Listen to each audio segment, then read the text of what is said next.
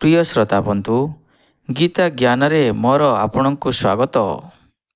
ଗତ ଭିଡ଼ିଓରେ ଆମର ଆଲୋଚନା ଥିଲା, ଭଗବାନ କହୁଛନ୍ତି ଯେ ଯେଉଁମାନେ ଆତତାୟୀ ତାଙ୍କୁ ହତ୍ୟା କଲେ କୌଣସି ପାପ ଲାଗେ ନାହିଁ। ସେହି ଆତତାୟୀ ବିଷୟରେ ଆମେ ଗତ ଭିଡ଼ିଓରେ ଆଲୋଚନା କରିଥିଲୁ।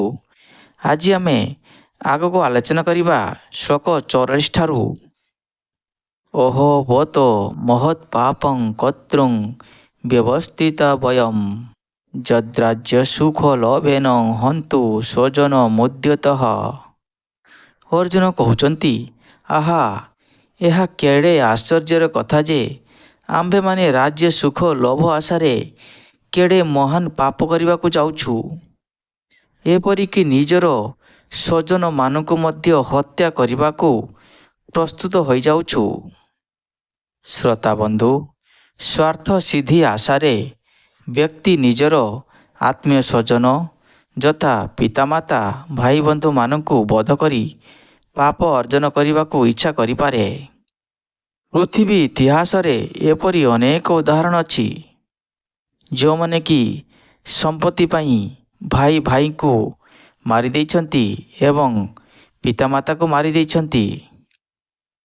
ଆତ୍ମୀୟ ସ୍ୱଜନମାନଙ୍କୁ ମାରି ମାଟି ତଳେ ଗାଡ଼ି ଦେଇଛନ୍ତି। ଧନ ସମ୍ପଦର ଲାଳସାରେ ସେମାନେ ବହୁତ ପାପ ମଧ୍ୟ କରିଛନ୍ତି। କିନ୍ତୁ ଅର୍ଜୁନ ଭଗବାନଙ୍କର ଏକ ସାଧୁ ଭକ୍ତ ଅଟନ୍ତି। ତେଣୁ ସେ ସର୍ବଦା ନୈତିକ ମାନଦଣ୍ଡ ପ୍ରତି ସଚେତନ ଅଟନ୍ତି ଏବଂ ସେଥିପାଇଁ ସେ ଏ ପ୍ରକାର କର୍ମରୁ ନିବୃତ୍ତ ହେବାକୁ ଯତ୍ନ କରୁଥିଲେ ଏବଂ ସେ ନିଜର ସ୍ୱଜନମାନଙ୍କୁ ମାରିବା ପାଇଁ କେବେ ବି ଇଚ୍ଛା ପ୍ରକାଶ କରୁନଥିଲେ। ଯଦି ମାମ୍ ଅପ୍ରୀତିକାରମ୍ ଅଶସ୍ତ୍ରଂ ଶସ୍ତ୍ର ପ୍ରାଣାୟଃ ଦାତ୍ର ରାଷ୍ଟ୍ରଂ ରଣେ ହନ୍ତୁସ୍ତନ୍ତେ କ୍ଷେମନ୍ତରଂ ଭବେତ୍। ଅର୍ଜୁନ କହୁଛନ୍ତି, ମୁଁ ଭାବୁଛି ଯଦି ଧୃତରାଷ୍ଟ୍ରଙ୍କର ପୁତ୍ରଗଣ ମୋତେ ବିନା ପ୍ରତିରୋଧରେ ଏବଂ ଅସ୍ତ୍ରଶସ୍ତ୍ରରେ ସଜ୍ଜିତ ହୋଇନଥିବା ଅବସ୍ଥାରେ ମାରି ପକାନ୍ତି, ତାହେଲେ ଖୁବ୍ ଭଲ ହେବ। ସେମାନଙ୍କ ସହିତ ଯୁଦ୍ଧ କରିବା ପରିବର୍ତ୍ତେ ସେମାନଙ୍କ ହାତରେ ମୃତ୍ୟୁବରଣ କରିବା ବରଂ ଶ୍ରେୟସ୍କର ଅଟେ।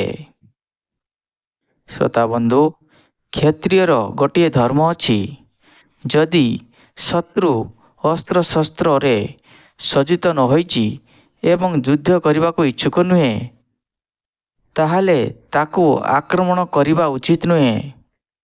ଅର୍ଜୁନ ଏହି ପ୍ରକାର ଅବସ୍ଥାରେ ରହି ସ୍ଥିର କଲେ ଯେ ଶତ୍ରୁମାନଙ୍କ ଦ୍ୱାରା ଆକ୍ରାନ୍ତ ହେଲେ ବି ସେ ଯୁଦ୍ଧ କରିବେ ନାହିଁ।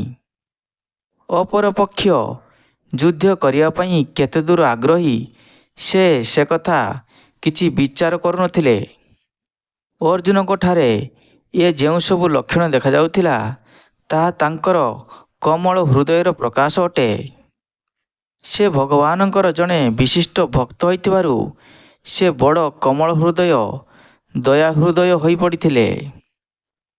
ସେଥିପାଇଁ ସେ ଭାବୁଥିଲେ ଶତ୍ରୁପକ୍ଷ ତାଙ୍କୁ ଆକ୍ରମଣ କଲେ ବି ସେ ପ୍ରତି ଆକ୍ରମଣ କରିବେ ନାହିଁ। ଯେଉଁ ହୃଦୟରେ ପ୍ରେମ ଭଲ ପାଇବାର ଜାଗା ଥାଏ, ସେ ହୃଦୟ କେବେ କାହାକି କ୍ଷତି ପହଞ୍ଚାଇବା ପାଇଁ ଚେଷ୍ଟା କରିପାରିବନି।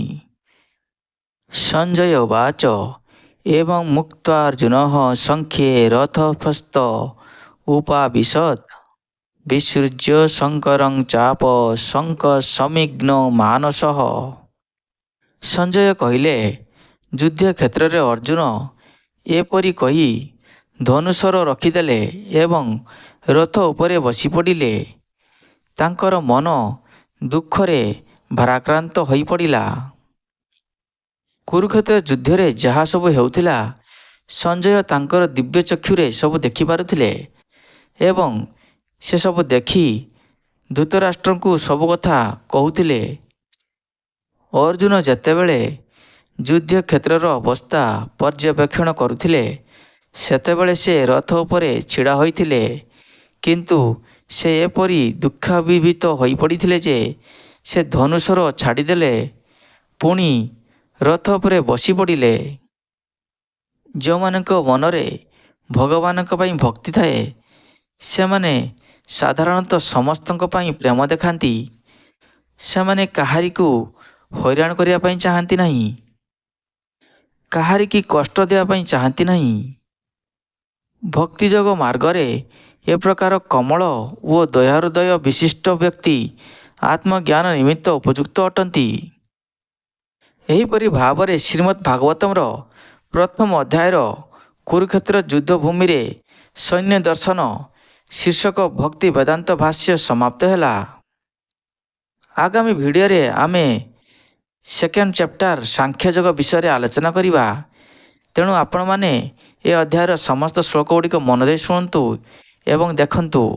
ହରେ କୃଷ୍ଣ, ଗୋବିନ୍ଦ ଆପଣଙ୍କର ମଙ୍ଗଳ କରନ୍ତୁ।